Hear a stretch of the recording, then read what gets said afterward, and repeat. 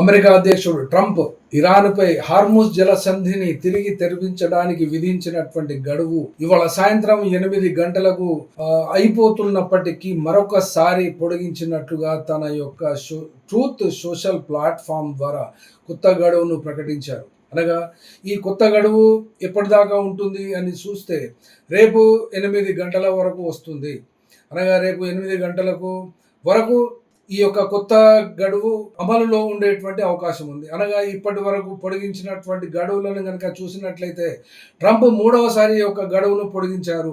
గత మార్చి 28 వరకు 1, తర్వాత ఏప్రిల్ 6, 2, తర్వాత ఇప్పుడు ఏప్రిల్ 6 తర్వాత అనగా ఇవాటి తర్వాత రేపటి వరకు ఇది పొడిగించారు. కాబట్టి ఈ యొక్క ఉద్రిక్తతల మధ్య ఉన్నటువంటి పరిస్థితిని అర్థం చేసుకొని చర్చల ద్వారా సీజ్ ఫైర్ జరిగేటువంటి అవకాశం ఉంది అనేటువంటి ఆశాభావాన్ని వ్యక్తం చేస్తున్నారు.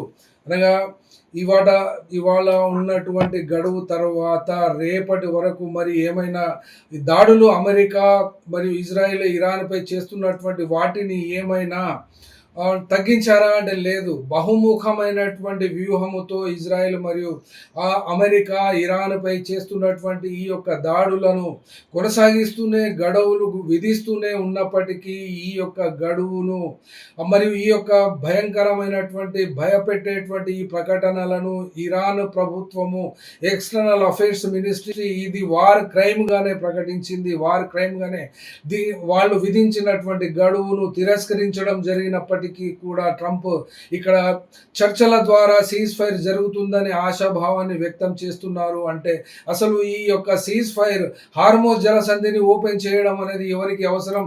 ఇరాన్కు అవసరం ఉంటుందా లేకుంటే ట్రంప్కు అవసరం ఉందా అంటే ట్రంప్ ఆ జలసంధిని తెరిపించలేని స్థితిలో ప్రపంచంలో ఉండేటువంటి చమురు రేట్లు ఘోరంగా ఆకాశానికి ఎత్తేటువంటి పరిస్థితి ఈ యొక్క రేట్లలో వస్తుంది. కాబట్టి అతని చెప్పు చేతల్లో ఈ యొక్క హార్మోజ్ జలసంధి ఉండకపోవడం మూలాన ప్రపంచం ఆర్థిక వ్యవస్థ దెబ్బతిని ప్రపంచంలో ఉన్నటువంటి మార్కెట్స్ అన్నీ కూడా పతనమవుతున్నాయి. కోట్ల కొలది లక్షల కొలది రూపాయలన్నీ కూడా నష్టపోతున్నటువంటి ఈ వ్యవస్థలో మరి మరొకసారి పొడిగింపు ఎప్పటిదాకా వస్తుంది? భారత కాలమానం ప్రకారం అంటే 7వ తేదీ ఉదయం 5:30 గంటలకు ఇది ముగుస్తుంది. అనగా బుధవారం రోజు 5:30 గంటల వరకు ఇది ఉంటుంది.